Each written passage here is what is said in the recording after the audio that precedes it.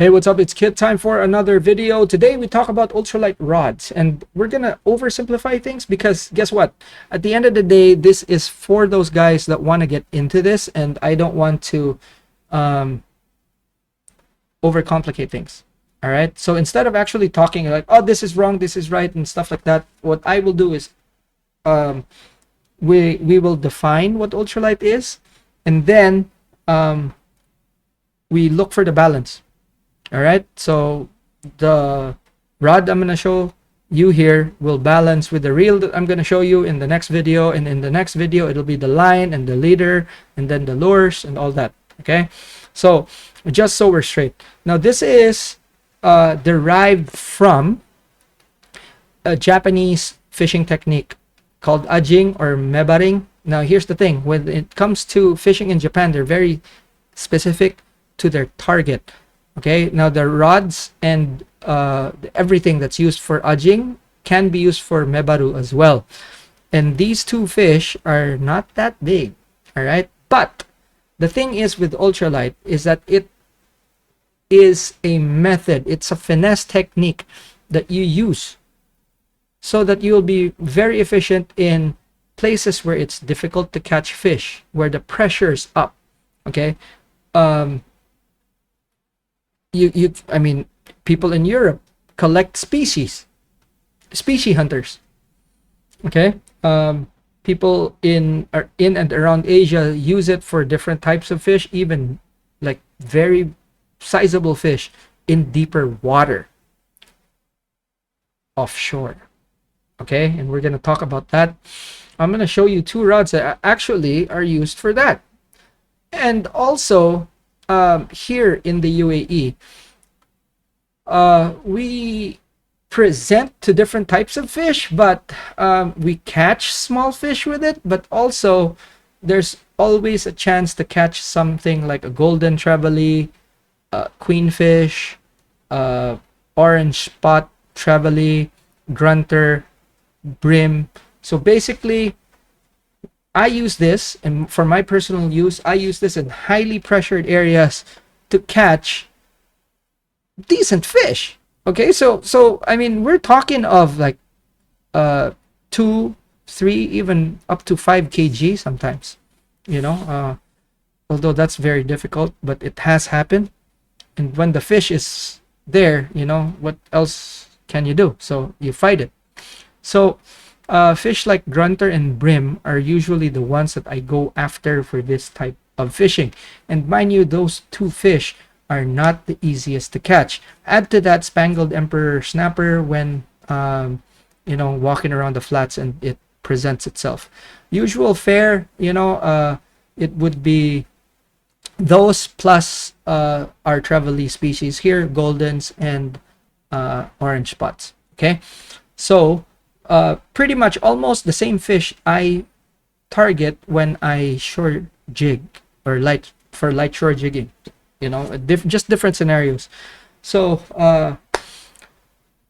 just to make it simple, okay, in other parts of the world there'll be other fish that would be good targets for this type of fishing. In fact, I would say that for JDM style fishing, okay, or Japanese domestic style fishing, this type of gear or these rods and reels would be the cheapest to get into, you know, as opposed to like shore jigging, which would be like cost a lot. This, you know, because most of the time you're actually dealing with fish that are decent but not too big, there are rods that you can buy that are more than qualified to actually catch these things. Okay, there are some Chinese made rods that are actually pretty good. I'm not too sure actually what the brands are, but there are, because I've seen people actually use some rods that are kind of, you know, sketchy with the names and stuff, but you know, but the good thing is even Japanese brands have rods that are pretty good for this particular segment, because guess what, you don't have to get the top end rods for this to work. Okay, Um, Now, rod, reel, line, and lure have to work together. However, I'm going to show you some rods that can go over the let's say 5-6 gram limit that we're talking about. These rods would be able to cast those lures and work them effectively, so they're still within that realm. You know, some manufacturers actually kind of make rods that are very, let's say, versatile, and you put a different reel on it and you could still use it. However, they're not kind of, but they're tuned towards the lower end and are very effective tools for that. All right. So to make things simple, okay, when you're choosing a rod, you have to choose presentation as your top priority. What are you going to be presenting? Okay, we've already discussed 1 to 6 grams. Okay, so that's the first one out of the way. Great. Now, are you going to be doing medium to long casts, or are you going to be doing short to medium range cast? This is very important because you can't have both, and that's the truth of it. You can't. Okay, so rods that are designed for really long casts, and remember, we're talking of 1 gram to 6 grams. Okay, remember that. So there are systems or rods, or you could put together a system that would be able to present a really long way, and there are systems you can put together to do short to medium range. That's your choice. Okay, now if you're like me that needs both, then great, but we're going to be discussing this anyway. All right, so cheap stuff. I love this rod. It's cheap, nothing complicated. Major Craft. This is the Solpara Ajin. Okay, I'm not too sure if they still have this. Okay, because this is an old rod. Now, the difference between the Japanese style ultralight stuff compared to the American stuff is that these are really tiny and thin, and this is designed to fish braid efficiently. Okay, now look at this. If you can see this, also the difference is that this is a fast action rod, and it is not parabolic. Okay, so see, it's stiff. Actually, the action of this is very different from your traditional US ultralight rod. Okay, now let me read the specs for you, because this is very important, and this is going to be something recurring in our discussion, and it's kind of very important. Now, line rating: 2 to 6 pounds, 0.3 to 0.8 PE line. Action is extra fast. So in the US, when you say ultralight, more than likely it's a very whippy rod. Not this. These things stiff. Okay, they're literally miniature versions or smaller, lighter versions of, like, take for example a sea bass rod. That's what it is. And very similar action, I would say. Stiff, and they're casting machines. They could really cast. Now, the lure on this, it says that it's 0.6 to 10. The length of this is actually 6.6. So that's 6 feet 6 inches, or that's 1 meter, 198 cm basically. All right, so 1.98 meters. So 2 to 6 pounds. But see, here's the thing, and this is why it's kind of complicated to talk about this, because in Japan it's not even spoken.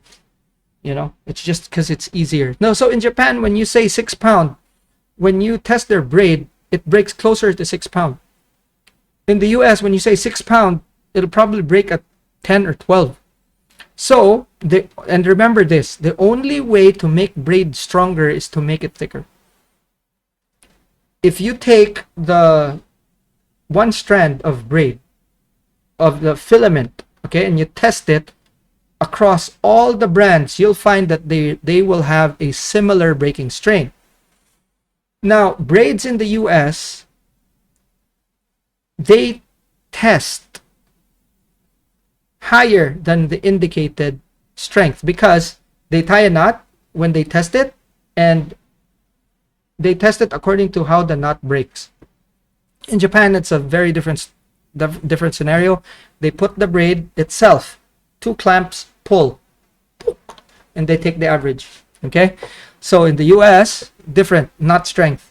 Okay, and then poop, and to reach that goal, they have to actually kind of up the diameter. So when it comes to casting distance and you're using US braid with this system, it's not gonna work. Okay, I have a friend who tried and failed miserably. He actually called me like, bro, how many meters can you fit on your reel? And I was like, oh dude, I have like my 200-meter spool of Momoi Oshikage on my reel, and I still needed more because it was so thin that the line actually filled this was able to fit the spool, but it was under spooled, and that's 200 meters of the line that I'm using. Okay, compared to the US, it's not even 100 plus, and it's already full, and it's supposed to be 4-pound test. So again, take note that all the specs that we're talking about here would be for Japanese stuff. Okay, now I have 3 rods here that would have like American specs, but again, it would be more exact than like the American stuff. Okay, because if it says 6, it means like Japanese 6. So let's clear that up. The reason why I'm saying that you need to know what your presentation distance is concerned is because these rods, most of the rods that you'll find, especially in the US, like noodle rods, they're all short, and some of these rods are actually short. Okay, majority of what you'll find is short, but there are specialized rods out there that are long. For me, long casts are very important because I'm fishing in very pressured water, and the farther I can cast, guess what, the more fish I can reach that do not get the same amount of pressure that the closer in fish are getting. Okay, so with that, let's move on. This is a discontinued rod as well. This is the Rapala Finesse series, or RFS Elegance. Very good rod, I have to say. I think this is a bit longer at 6'8", and as you can see there. Now this is a hybrid, so this is already like an Asian style, and this is a cross between like what's available in Japan and the need in Singapore, Malaysia for an ultralight for their type of use. Now remember that you're talking of Singapore, Malaysia, Indonesia. These places have a very strong fishing, not only fishing culture, but also they have a strong manufacturing what do you call this, capacity as far as rods are concerned. So you'll find that they've adopted the ultralight style fishing of Japan to their needs, and this is one of the earlier products. Okay, so the RFS Elegance, this is 6'8". It casts lures of 1/16 to 1/4 ounce. Okay, so 1/16, it's about what, let's do the math here. 1/16 ounce in grams. Okay, so that's about 1.7, so about 2 grams to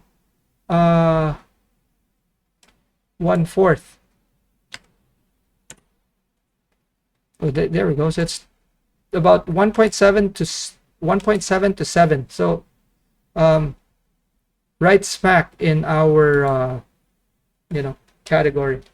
Okay, so a little bit longer, so you'll have a little bit more reach, but also, guys, this is quite stiff. Again, not the same type that you find in the US. And guess what? I found this out later, and I was kind of shocked. They were using this offshore. Okay, so this is and they were targeting trevallies as well, and I've seen that type of fishing, and you'll see the evolution of this in a second. Okay, now moving on, we have a longer rod, and this is also from Major Craft, also discontinued. This is the KG Lights, and this is the KG Lights Light Game. This is a bit longer at 7.3, and what's this? Lure is 2 to 10 grams, so still within that sphere. 0.4 to 1. Okay, now as far as the line is concerned, for me, ultralight would be 0.6 and below. Okay, 0.6 would be about 6 pounds or less, actually, so it's about it. Now let me verify that according to like what Japan says when it comes to 0.6.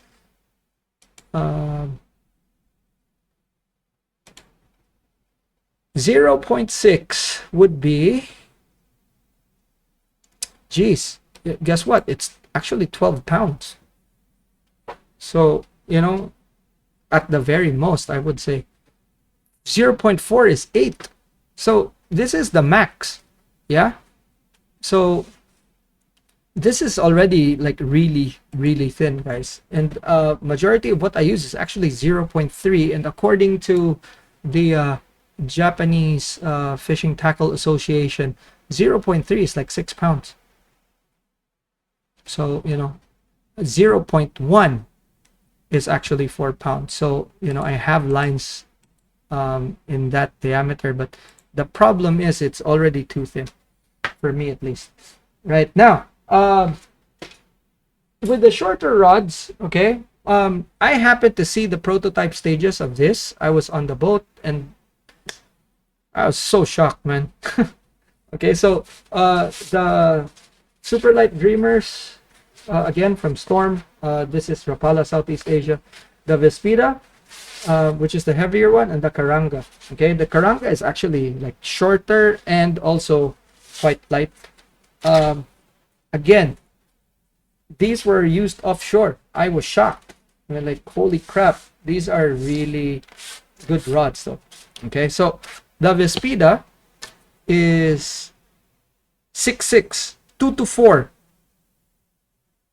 pounds. Okay, and it is rated for 1 to 6 grams. So what a weapon. And guys, look, it's actually stiff. This is the butt section. Okay, so again, stiff rods, not your needle rods, and this is what makes it very different from what you find in the US and probably traditionally in Europe. But in Europe, they've adopted to the JDM style of fishing way before the US did. So the Spida, okay, also very stiff. You can see lightweight components. It is tuned to be used with small reels, and as you can see here, even the handle is like skeleton. Stiff, very stiff. Not very, but stiff. Stiffer than your. I wish I had like a US style. What do you call this? US style fishing rod. Actually, you know what? I do. I do. Only it's a spin cast rod. So look at this. Right? So it's actually stiff, and this is something that even the lightest, the Karanga model of this series, it's stiff. even if it's and it's lighter than this one. And my God, man, you know, using this, I've caught trevally in Singapore, because those guys kind of crazy up there. They use these things for like some pretty impressive fish. And we were fishing for trevally called sagay. So this sort of rod, I'm pretty sure you could get this in Australia and some parts of Asia, and they're really good for what they are. So the thing is, I use this off of kayaks, and boy, they work. Um, what's gonna happen is that when I'm gonna clean up my kayak and find a place to launch here, and if we're able to do that, guess what? We're gonna be using this. All right, so this is very, very light. As you can see, the blank is like super slim. This is is it 6'5" or 5'5"? Okay, so about 5'5", I believe. Oh no, it's still 6'6". 1 to 3 pounds, 0.8 to 5 grams. So lighter than the Vespida. And my gosh, this one is very sensitive. It's more sensitive than my mom. So when you're out fishing and targeting brim and stuff like that closer in, this is a very good weapon.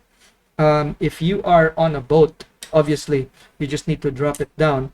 And fishing in even 20 meters of water, and we were fishing in like 27-30 meters of water, and we were using 3-4 gram jigs, and we were reaching bottom. It's crazy. Okay, so there's I'm gonna show you that method. I'm gonna share that with you. It's kind of common in Singapore.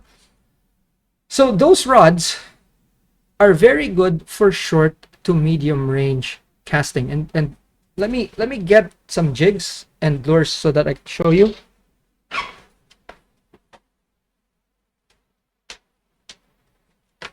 Okay, so as far as jig heads are concerned, I'm gonna show you. This is a Western style jig head that's already really good. This is from Berkeley, Nitro. Okay, now here's the difference. Okay, so you have jigs that are like that, and the Japanese style jigs are totally different. Jig heads, see? Very different. Small, you know, they have a bait holder there. And I mean, if you show this to like an American, it'd be like, what the heck? Because it's totally different. See, they have different shaped heads for darting jigs. This is from Major Craft. The other one was from Major Craft as well. Owner makes these, and these are round ball head jigs, but with worm hooks. So, and yeah, it just gets more and more different, right? I have another box with I might need to find that, but when we're talking about jig heads, we'll talk more about that. Now, as far as lures are concerned, there are a bit more traditional lures that you could cast, obviously, like with the smaller stuff. Again, we'll talk about that when the time comes. With the same reels, the same line, with a different rod, you can create a system wherein medium to long range casts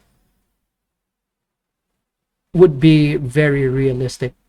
Okay, now casting 1 to 2 gram jigs such as these, okay, a really long way might be impossible for rods that you find in the States. Not with these suckers. Not with these suckers. All right, so very old rod, also discontinued. This is a cross stage. This is back when the cross stage is actually a decent mid-class rod. This is 8'5", okay, and the line is 0.4 to 1. Like I said, you know, I tried PE1 on this, very bad. you know. So this is more tuned for like the lower end um, line, and supposed to be 3 to 10 pounds. So 0.4 and 3, that kind of doesn't match. Okay. Again, this is also very earlier on from as far as Measurecraft is concerned. um, Rating for this is 3 to 15 grams. So again, you have three. Let's say if we stick with their specs, you have 3, 4, 5, 6, 4 weights that you can carry on this. And look at the tip. This is stiff, but this is a solid tip. So you know, still the rod is kind of soft, you know, because it's long. Okay, but you reach the butt end and it's super stiff. So when you're hooked onto something that's decent, um, it's good. But see, here's the thing: with the length and the tip, because it's super soft, you're able to present really small offerings. It could be lures, it could be jigs and soft plastics, a very long way. And guess what? There's also even like shore jigs, like 7 grams or lower, that you can get from manufacturers like 5 grams. You know, there are a lot. Major Craft makes them. Um, uh, Sea Falcon. I have a lot from Sea Falcon. Another rod I use for longer presentations is the Dialuna XR. Now, if you search this on the internet, you won't find a lot of information, but this was sold openly before. Again, also 3 to 10, PE 0.3 to 1, still 2 to 15 grams. 8 foot 6. So I could use 2-3 grams on this, no problem. This rod was bought because it was in an effort to replace the rod that I'm going to be showing you right now. So I have 3 rods that I could use for longer presentations. It kind of depends on the weight of the jigs that I'm using.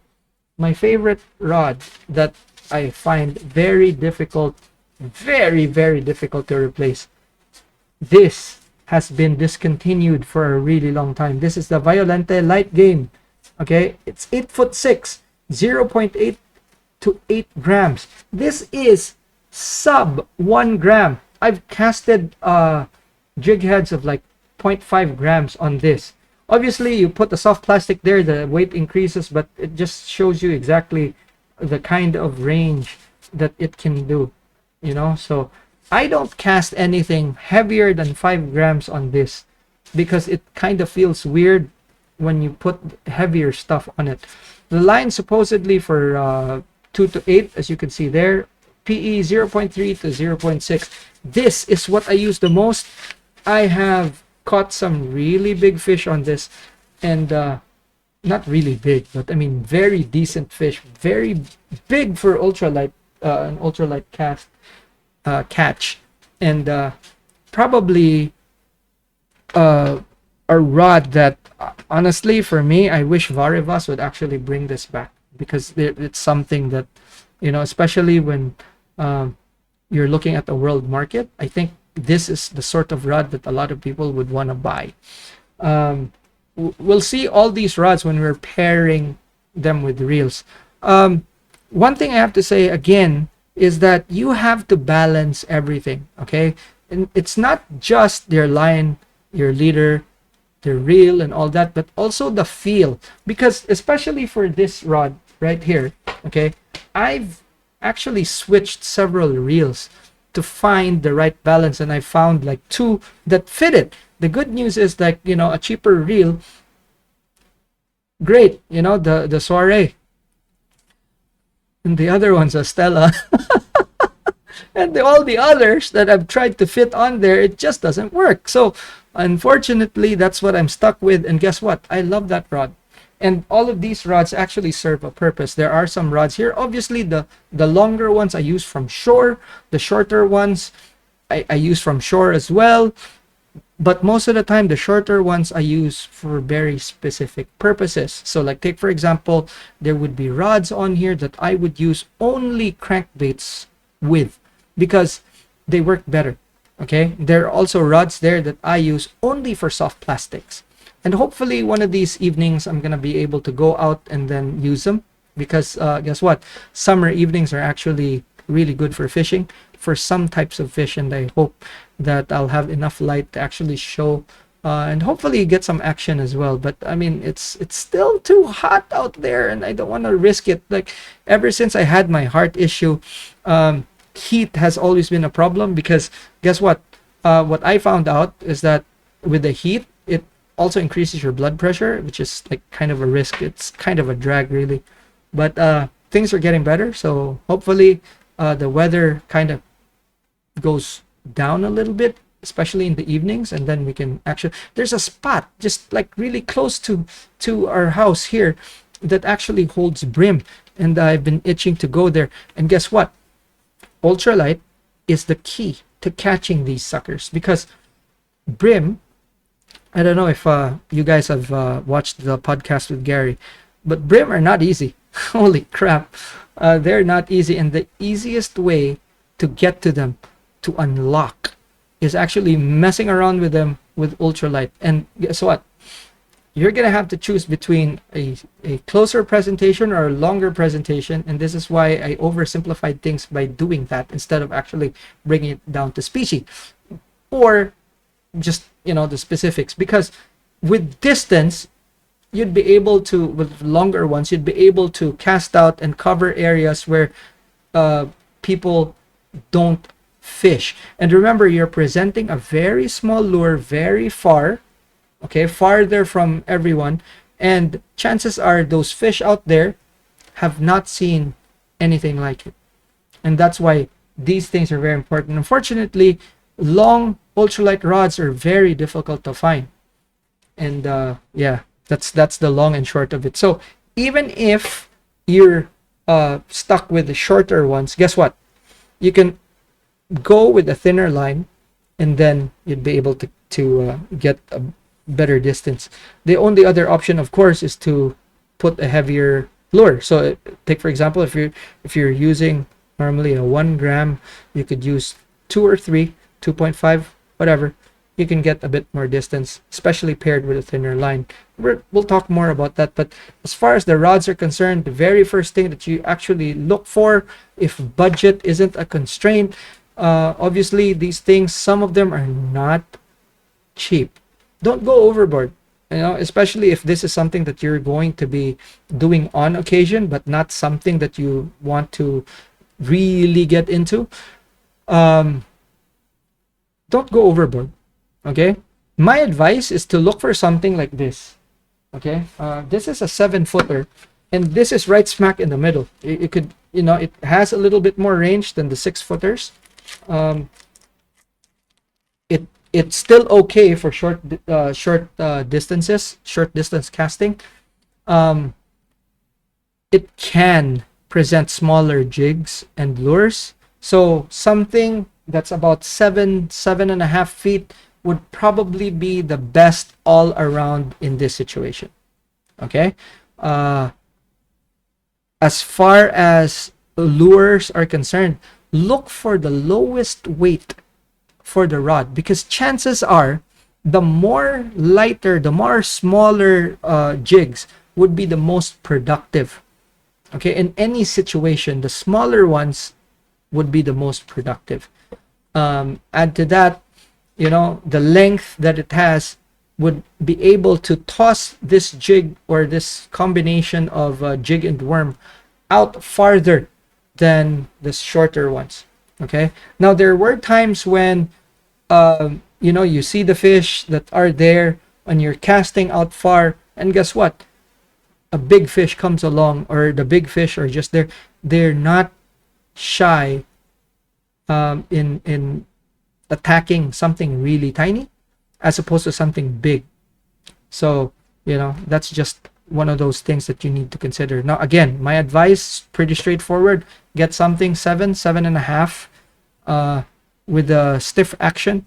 Go JDM, okay? Just so you get familiar, instead of actually looking for like Asian brands like Rapala or Storm, go with something like Major Craft, because they have good value for the stuff.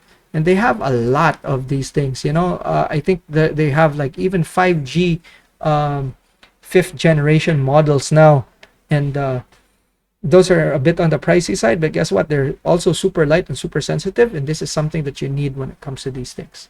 Alrighty, so if you have questions, drop them in the comment section.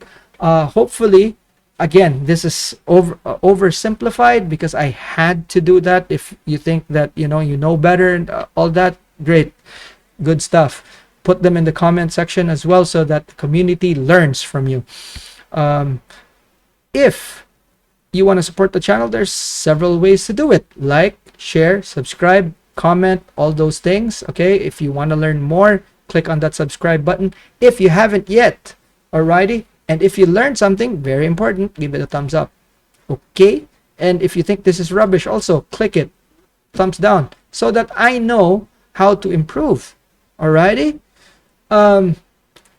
memberships support me directly, support the channel directly. They help the channel grow so I can make videos of the educational nature such as these, more and more for you guys. Alrighty, and before I go, I'd like to again thank the members for their support and for helping us moving forward. Alrighty, that's it for this video. Thanks so much for watching. I'll see you in the next one. Class dismissed.